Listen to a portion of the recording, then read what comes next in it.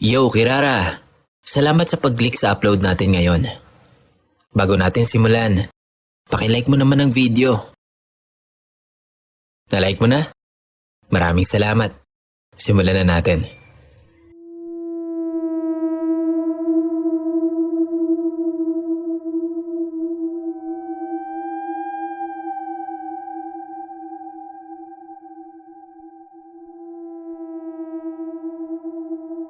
Hello, Boss Kira.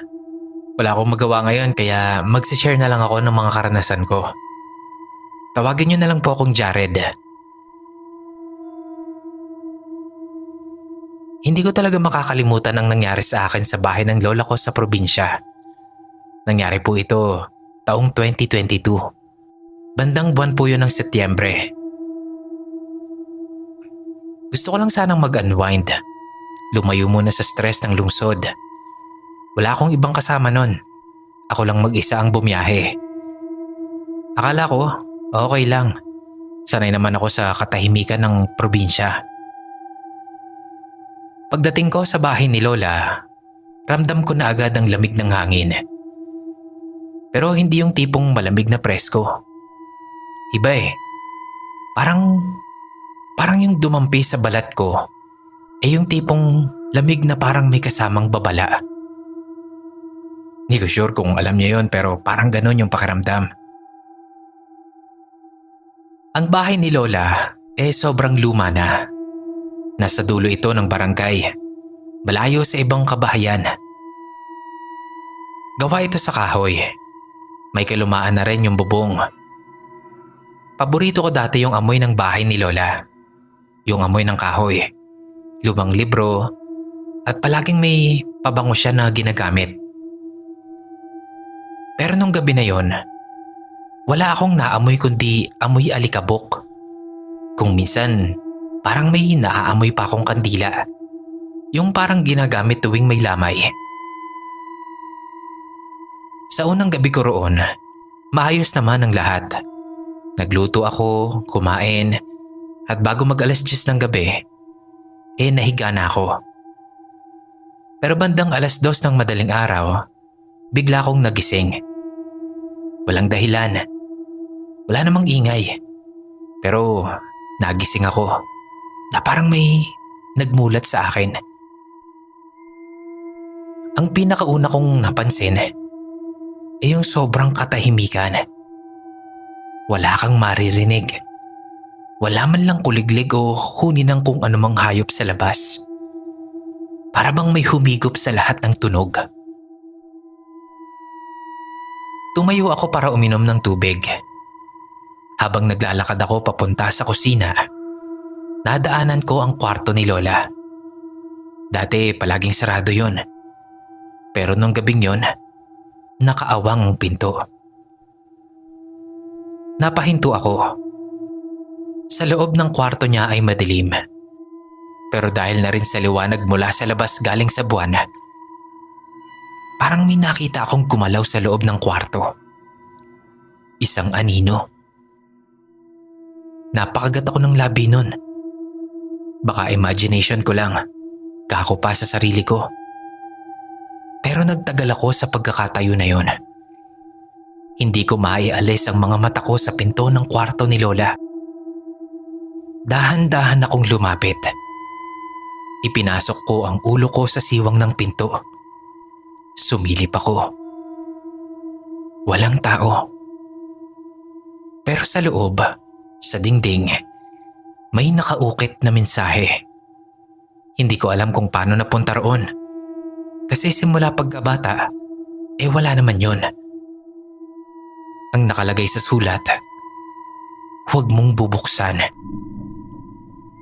Nanindig ang balahibo ko nun. Parang may bumuga ng malamig na hininga sa batok ko. Tumalikod na ako nun at bumalik sa kwarto ko. Pero pagpasok ko, natulala ako sa nakita ko. Nakaawang ang bintana ng kwarto. Samantalang isinara ko yun bago ko matulog. Sigurado ko dun. At sa sulok ng kwarto, merong nakatayong babae. Matangkad. Nakaputi itong bestida. Putlang-putla ang balat niya. Hindi ko makita ang muka, pero alam kong hindi siya bastang multo lang. Kilala ko siya. Si Lola. Pero ang problema, 3 taon nang patay ang lola ko.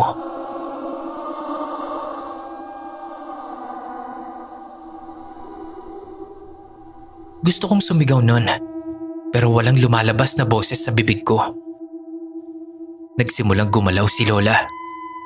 Napaatras ako. Lumabas ako ng kwarto at tumakbo palabas ng bahay. Halos madapa ako sa hagdan.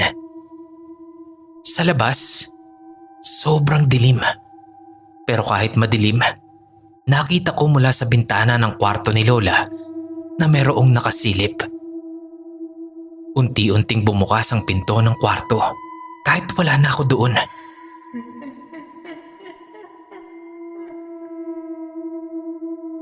Kinabukasan nun, agad na akong umalis. Hindi na ako nagpaalam pa. Mula nun, hindi ko na binalikan ang bahay na yon. Pinabenta na rin yon ng pamilya namin. Pero sabi ng bumili, may mga nadidinig daw silang boses tuwing hating gabi. At ang mas malala, may nakita raw ulit silang nakaukit sa pader. At ang sabi, huwag mong bubuksan. Nandyan na siya. Ito lang muna, Boss Kira. Salamat.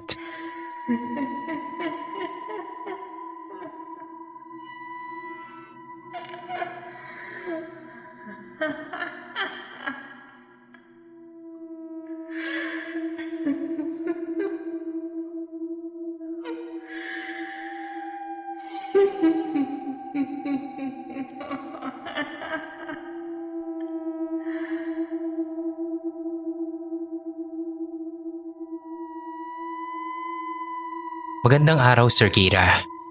Gusto ko lang pong i-share sa iyo ang storya ko about sa dati kong pinasukan na kumpanya. Bale, BPO siya sa QC. Hindi ko na lang babanggitin kung ano to, pero kilala ito sa Commonwealth Avenue QC. Yung malapit sa simbahan nito. Yung naranasan ko po, mga 1 taong mahigit na po ako nito sa company. Natural na po sa akin noon ang pag-uwi ng madaling araw. Kasi opener po ako. 7 p.m. to 4 a.m. Tapos VTO o voluntary timeout ang nangyayari. Kaya maaga akong nakakauwi. 3 ang elevator sa company na yon. Yung isa sira. Tapos yung 2, yun yung gumagana. Tapos meron na kasi akong naririnig ng mga kwento-kwento about sa lalaking naka-orange na basang-basa raw ang buong katawan nito. Kasi ang nangyari daw sa lalaki na yon ay nalunod daw pagkatapos ng team building. At ang paborito daw suotin nung namatay ay kulay orange. So balik po tayo. Isang shift namin na may VTO. Di umuwi kami ng maaga. Madalas magkakasabay kami ng katim ko na umuwi. Pero itong araw na to, long call ako tapos mag-isa lang. Hindi ko napansin nun na doon ako sa isang elevator na pasakay. Inisip ko na gawa na yon. Tapos pagdating ko sa basement 2, bigla kong naalala na may nakalimutan ako sa locker room. Di bumalik ako sa taas. Pag-akyat ko, meron akong nakasabay sa elevator. Una, hindi ko pinapansin kasi iba-iba naman ang oras nun . Di tuloy ako sa pag-akyat. Napansin ko na parang may tumutulong tubig. Pag-angat ko ng tingin, doon ito nanggagaling sa kasabay ko at nakasuot ito ng orange na t-shirt o polo.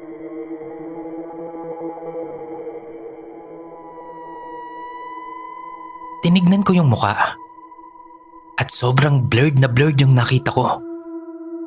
Alam niyo yung TV na pinalabo? Ganun yung mukha niya. hanggang sa tumunog yung elevator. Nagbukas ito sa third floor. Sa takot ko ay nagsisigaw na ako. Sabi ko sa guard na lumapit pati na dun sa supervisor ko. Nandoon siya sa elevator.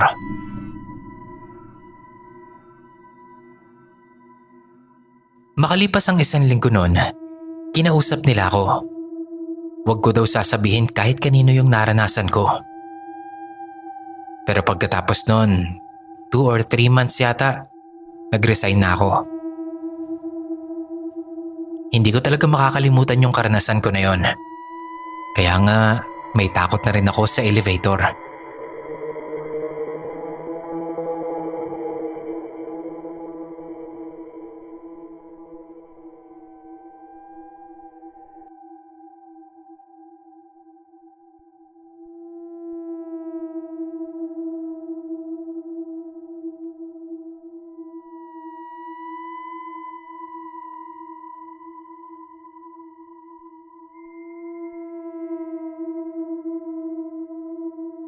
Hi po, Sir Kira.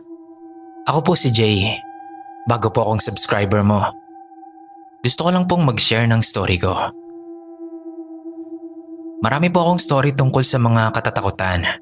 At sana po, mapasama ito sa inanarrate mo. So ito na nga. Aalis po yung nanay at tatay ko noon. Sinabi nila sa akin na kumuha na lang daw ako ng ulam sa bahay ng lola ko. Umaga yon, nag-cellphone lang muna ako. Nung magtatanghali na, doon ko lang naalala na kukuha nga pala ako ng ulam sa lola ko. So nagpunta na nga ako sa bahay ni lola at kumuha ako ng ulam. Nung lalabas na ako, napatingin ako sa may sala kasi may naaninag akong taong nakatayo. Pagtingin ko, nakita kong babae ito at nakasuot ng pangkasal. Nakabelo rin siya. Tapos, puro bahid ng dugo yung gown niya. At may dala itong kutsilyo. Hindi lang ito ang unang pagkakataon na nakita ko siya. Kaya naman, sa dalas ng pagkakakita ko sa kanya, ay pinangalanan ko na lang siyang bride. Yun na lang din ang itawag natin sa kanya. So tumakbo ko palabas. Paglingon ko, nakita kong nakasunod sa akin si bride. Pagdating ko sa bahay, medyo natagalan pa ako sa pagpasok. Kasi inilak ko yung pinto nun. Siyempre para iwas sa masamang loob. So sinusian ko agad ito. At pumasok agad. Inilak ko ulit yung pinto. Kinuha ko ang krus at binuksan ko ang pinto. At bumungad sa akin si bride. Mabilis kong isinaksak sa tiyan niya yung krus. Doon na siya nawala.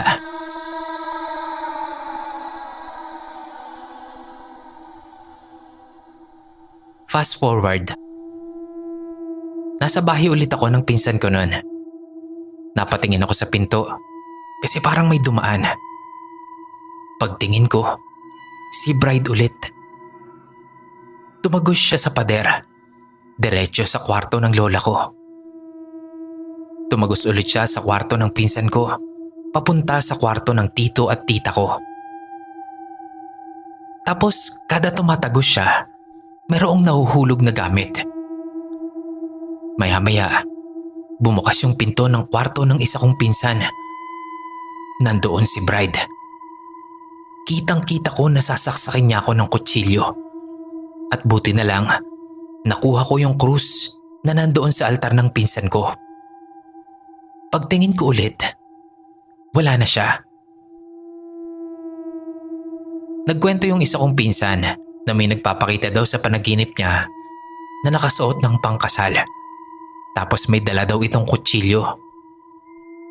Yung tito ko, kaya niyang makakita ng mga multo. So nagpatulong kami sa kanya. Dinala kami ni tito sa sala. Kami lang 3 ang tao doon ng mga panahon na yon. Yung iba kasi nasa bakasyon. Tinignan ko yung oras. 9:40 na ng gabi.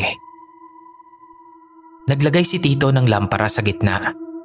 At saka siya pumikit at nagsalita na tila nagtatawag ng espiritu. Sa kalagitnaan ng pagtawag namin, biglang tumalsik si Tito at tumama siya sa TV. Tumalsik din kami ng pinsan ko. Tumama sa dingding yung pinsan ko at ako naman ay sa may upuan. Nakita ko si Bride na nanggaling doon sa lampara mismo. Madalian kong kinuha yung lampara. Pagtingin ko, nasa harap ko na siya. Sa sobrang gulat ko naihagis ko sa kanya yung lampara. Tumalsik siya at nawala. At nung tutulungan ko na sana si Tito at yung pinsan ko, ay muli akong tumalsik. Naramdaman ko na parabang may humila sa akin ng malakas. Muli akong tumalsik sa malayo at tumama sa dingding. Masama ang tama ng kaliwang paa ko noon, kaya sumakit ito ng sobra. Hindi ko alam na pagtalsik ko pala sa dingding ay tinamaan ko yung krus. Kinuha ko ito. Paghawak ko sa krus, parang biglang nawala yung sakit ng kaliwang paa ko. Nakita kong muling tumingin sa akin yung Bride. Ang sama ng tingin niya, para siyang nagalit. Sumigaw siya ng napakasakit sa tenga. Kaya naman tumakbo ko papalapit sa kanya at sinaksak ko siya ng krus. Itinara ko yun sa ulo niya. Napasigaw si Bride ng malakas. Napakalaki ng boses na parang boses ng demonyo. Pagkatapos nun ay muli akong bumagsak. Pagtingin namin kay Bride, nasusunog na yung buo niyang katawan. Hanggang sa nawala na lang siya sa paningin namin. Para siyang lumubog na lang bigla sa lupa. Pero nandun pa rin yung bakas ng pagkasunog niya. Ipinagdasal ko siya noon at sinabi ko na wag na siyang manggugulo kapag nagpakita siya sa akin. Hanggang isang araw nga ay nagpakita siya ulit pero sa ibang anyo na. Wala nang dugo yung gown niya pati na yung belo. Nagsalita si Bride at sinabi nito na nakumbinsi ko raw siya na wag nang manggugulo. Pero poprotektahan na lang daw niya ako. Pumayag naman ako. At ito po ang isang example ng pagprotekta niya sa akin. May anniversary noon sa school. 4 PM nag-start at gabi na ako nakauwi. Kasama ko noon si nanay. Sinabi ng isa kong kaklase na sumabay na lang kami sa kanya.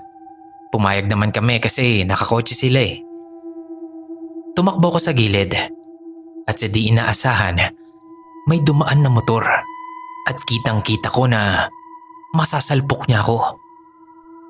Pagkatapos ay biglang sumulpot si Bride sa harap ko at binuhat niya ako palayo sa motor. Laking pasasalamat ko sa kanya nun. Dahil kung hindi siya sumulpot, ay paniguradong patay na ako. Yun lang po, Sir Kira. Salamat at paalam.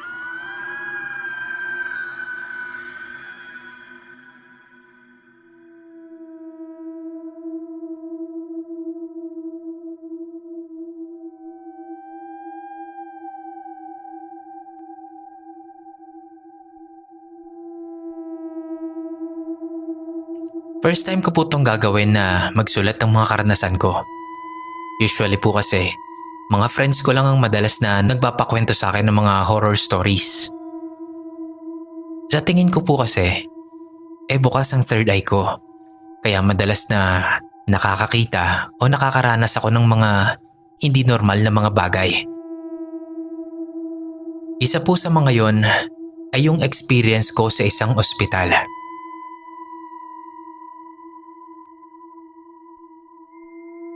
Sa isang laboratory ng ospital po ako nagtatrabaho. Bago pa lang ako noon. Yung setup po kasi noon ay napapaligiran po ng salamin na nakatapat po sa mga hallway. Isang hapon yon, habang may pinaprocess ako, sa isang part ng lab kung saan katapat po noon ay hallway, kung saan nandun banda yung rooms ng mga pasyente.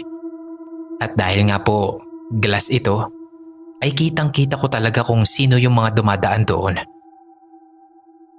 Nagtaka po ko noon kasi may nakita akong nakasandal sa pader sa harap po mismo ng part ng lab na yon, Sir Kira. At yun nga po ay yung pader ng room 13. Nagkatinginan po kami pero hindi ko mawari kung bakit. Feeling ko nga nun, lusot na lusot sa salamin yung sama ng tingin niya sa akin. Para ba siyang galit? Napaisip din ako kasi hindi man lang ako nagtaka sa estado ng tao na yon. Lalaki po siya, duguan at may hawak po na helmet. Sa isip ko nung time na yon, baka meron siyang pasyente na kakalipat lang po doon galing sa ER. Ipinagsawalang bahala ko po yun. Hanggang sa na-realize ko na kung may pasyente nga po talaga siya doon, bakit nasa labas siya? At siya mismo yung duguan pa. Dapat pati siya po ay inaasikaso din po muna doon sa ER. Nagtaka talaga ako nun. At doon na ako nakaramdam ng sama ng pakiramdam. Naikwento ko po ito sa kasama ko. Pinadescribe niya sa akin yung mukha ng lalaking nakita ko. Hindi ko alam saan nanggaling yung reaksyon na ibinigay niya sa akin. Pero inaya niya na lang po muna ako na pumunta sa ER. Doon po ay may ipinakita siya sa akin na mga tao. Organizational chart ng mga staff po doon.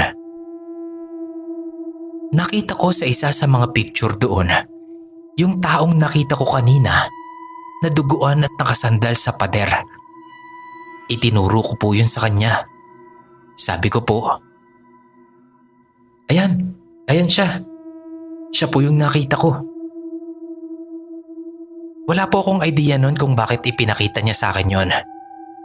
Yun pala, may ipinakumpirma lang po siya sa akin.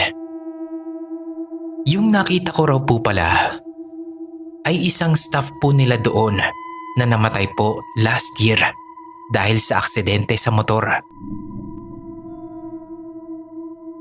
Hindi ko po alam kung bakit siya nagpakita sa akin. Hindi ko po siya kilala kasi bago pa lang naman talaga ako doon nung time na yon. Nilagnat din po pala ako nung gabing yon, Sir Kira. Marahil dahil na rin sa nagkatitigan kami. Hanggang dito na lang po muna. Hanggang sa susunod naman po.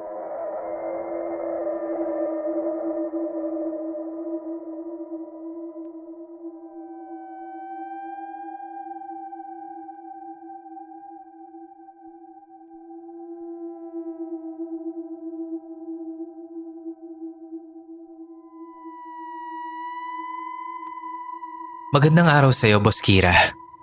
Ako nga pala ulit ito, si Mark ng Lebak, Sultan Kudarat, Mindanao. Salamat nga po pala sa pag-upload ng story ko nung nakaraan na may titulong Sa Tinutuluyan. Pinakinggan talaga namin ni Mama sa abroad yun at tuwang-tuwa pa nga siya. May isi-share na naman po ako ngayon, Boss Kira. Bale, kwento naman po ito ni Papa. Natawagin na lang po natin sa pangalang Loloy. Noong umalis kami sa amin at nanirahan kami sa tiyahin ni Mama. Para mas maunawaan niyo po, ilalagay ko na lang po ito sa point of view ng Papa ko. So simulan ko na po. Ang bahay namin dati ay sa isang barangay din po sa Lebak. Bale, kami rin po yung nagme-maintain ng niyugan ng isang kilalang tao sa lugar namin na naging amo ko. Malawak po yung niyugan doon pero unting mga prutas na tanim. May tanim na mga pomelo, rambutan, iba't ibang uri ng mangga at ang pinakagusto ko at ng pamilya ko doon ay yung durian. At marami pang ibang mga prutas ang nakatanim doon. May mga alagang hayop din na pinababantayan sa amin yung may-ari. Meron ding part doon na maraming punong kahoy na malalaki. At doon nga malapit ang bahay namin, Boss Kira. Sa puno ng nara. Bale yung bahay namin ay merong 2 kwarto lang. Tapos hindi pa tapos ang sala.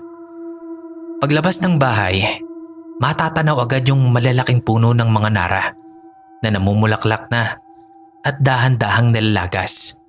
Sumasabay ito sa malamig na simoy ng hangin. Pero sa likod ng kagandahan ng mga punong iyon ay meron itong hiwagang itinatago. Bata pa noon si Mark, yung anak ko. Inutusan ko siyang manghiram ng posporo para makapagluto na kami ng tanghalian. Inutusan ko siya na pumunta sa tiyuhin niya na pangalanan na lang nating Dong. Hindi naman kalayuan yung bahay ni Dong mula sa amin. Nga lang, maraming mga puno ng prutas ang madadaanan bago makita yung bahay niya. Yun na nga, nung nakauwi si Mark, wala siyang bitbit na posporo na siyang iniutos ko sa kanya. Tinanong ko pa nga siya kung nasaan yung inutos ko sa kanya. Sagot lang niya, Pa, nandoon si Tito pero hindi naman namamansin. Nakita ko po si Tito. Nandun sa likuran ng bahay niya pero kalahati lang ng katawan yung nakita ko. Tinawanan ko lang yung sinabi ng anak ko.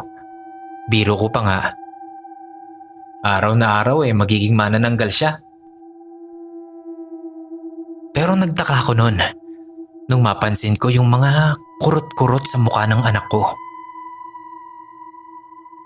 Tinanong ko kung napano yun. Ang sagot niya, kinurot daw ng kalaro niya. Boss Kira, alam kong walang ibang bahay doon sa lugar na yon.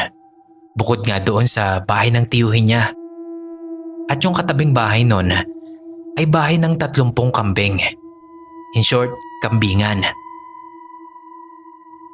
Naalala ko tuloy na sa tuwing pumupunta kami doon sa kambingan ay kinakausap ni Mark yung mga kambing at nagpapaalam pa nga siya kapag uuwi na kami.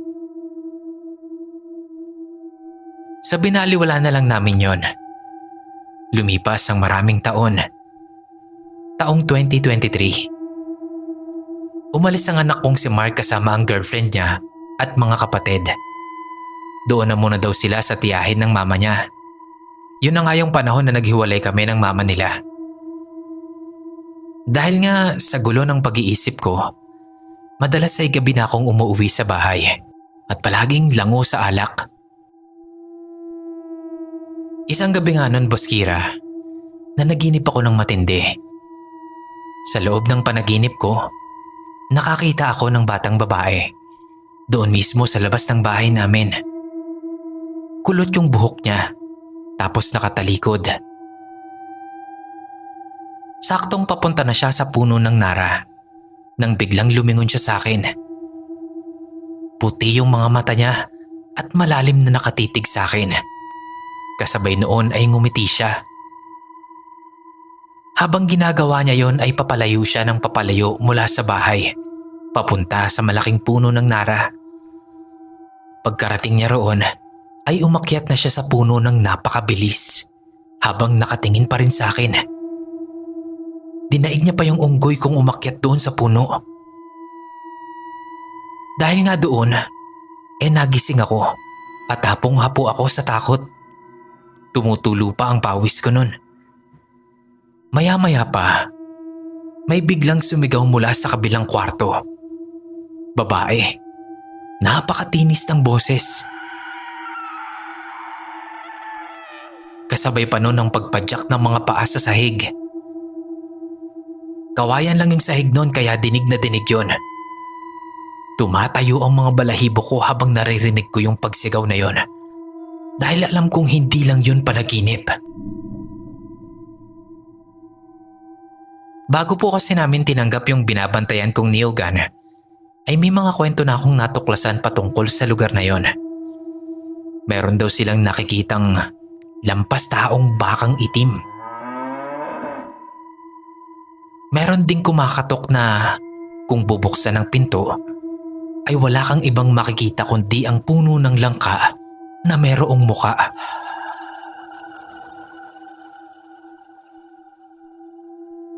Pero sa tagal naman ng panahon, yun lang isang beses na yun ang pinakamatindi kong naranasan sa lugar na yun. Hanggang dito na lang. Maraming salamat. Marami pa akong karanasan na ibabahagi sa channel nyo. Pasensya na kung medyo magulo yung kwento. More power sa channel nyo and God bless us all.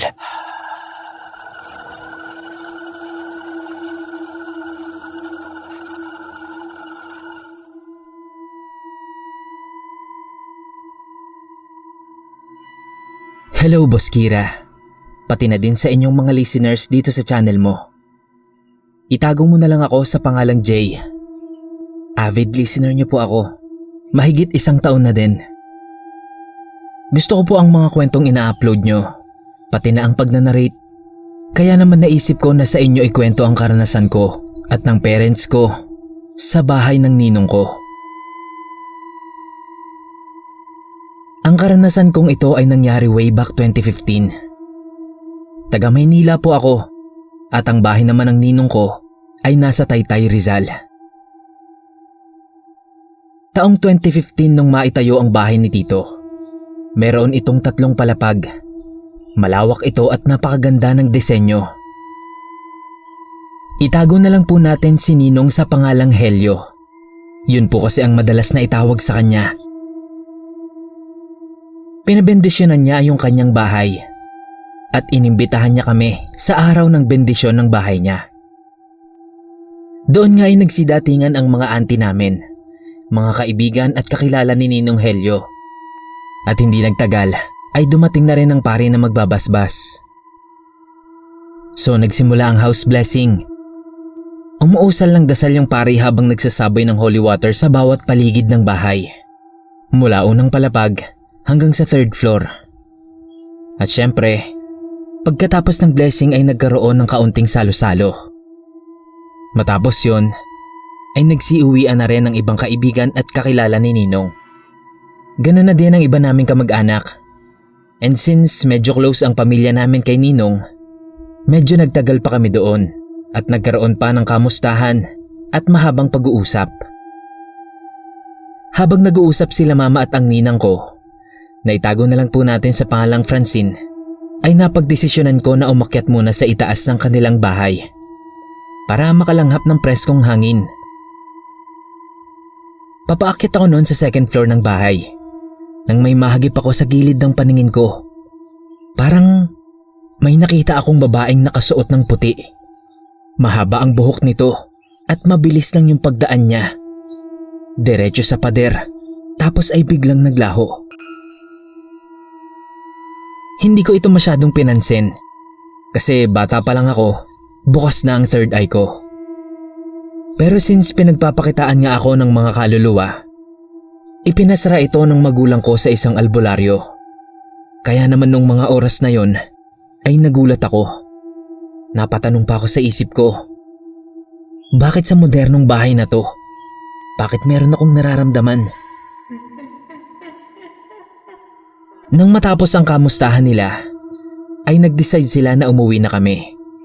Tinawag nila ako at agad din naman akong bumaba. Habang pababa ako, meron na naman akong nakita. Isang bata na nasa edad 7 taong gulang. Payat ito na lalaki. Tumakbo siya sa may terrace. Sinundan ko ito agad. At nanlaki ang ulo ko sa pangingilabot. Dahil nung sundan ko nga ito, bigla naman itong nawala.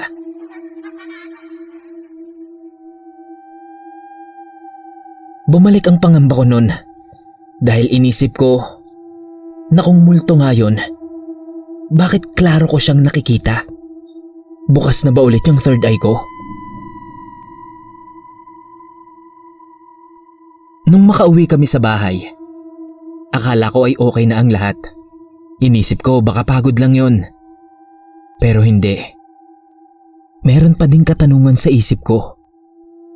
Bakit parang napaglalaroan yata ako sa bahay nila Ninong? Dahil sa pangyayaring yon, nabuo ang kuryosidad sa utak ko. At parang gusto kong alamin kung sino ang mga dating nakatira doon bago pa man ito nilipatan nila Ninong. Makalipas po ang 4 na buwan, Boss Kira.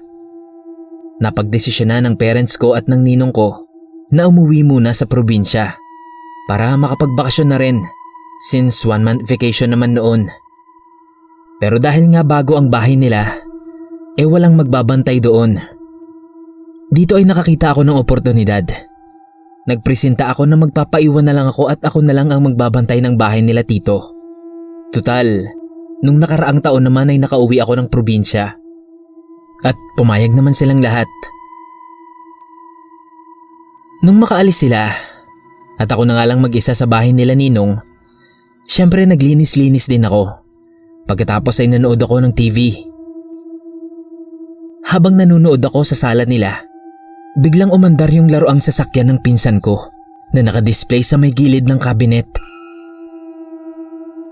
Napakamot ako noon at nagtaka. Kasi paanong aandar yun? Sira yung isang gulong nun. Maya-maya pa, nakarinig ako ng mahinang boses na parang bumubulong sa tenga ko. Sabi niya, "Umalis ka dito. Umalis ka dito. Umalis ka dito."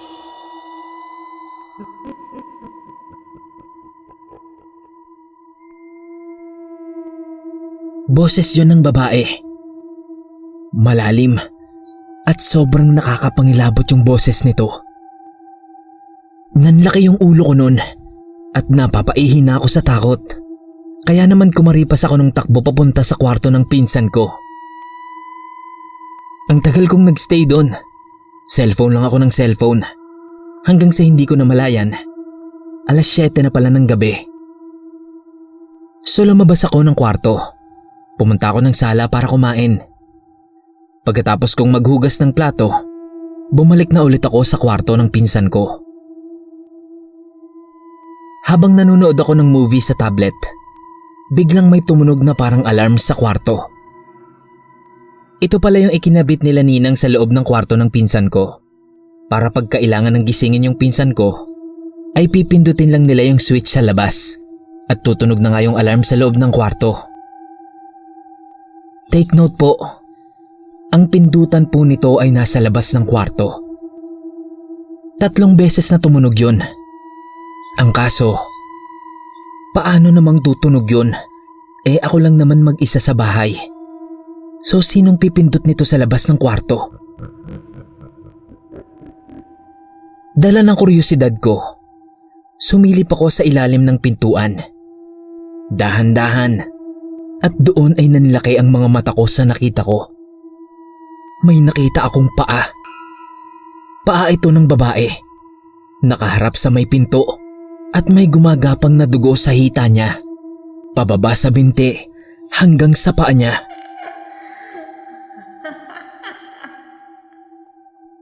Doon ay napagtanto ko. Mukhang tama nga ang hinala ko.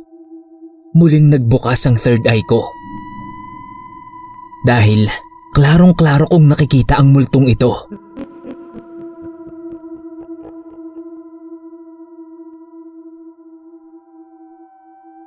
Dahil dun, wala naman na akong choice. Tiniis ko na lang ang ilang araw ko sa bahay ni Tito. Total, ginusto ko naman yun. Hanggang sa makabalik na nga sila mula sa probinsya. At dumating na nga ang araw na pinakihintay ko. Nakauwi na sila. Pero syempre, hindi ko muna sinabi sa kanila yung naranasan ko sa bahay nila. Tinanong ko lang sila kung sinong nagbenta sa kanila nito. Ang sabi ni Ninong, binenta lang daw ito sa kanila dahil titira na daw sa probinsya yung dating may-ari. Matapos po nun, since may trabaho na nga ako, kada Pasko at bagong taon na lang akong nakakabisita sa bahay nila Ninong. Minsan tinatanong ko yung pinsan ko kung wala ba siyang kakaibang nararamdaman sa bahay nila. Sabi niya, meron daw. Pero nagpaparamdam lang naman at wala naman daw silang nakikita.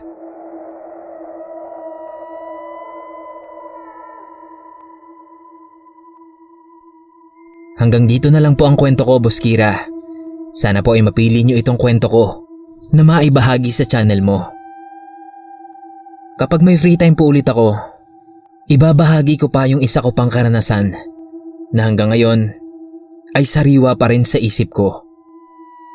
Stay safe po and more power sa inyo.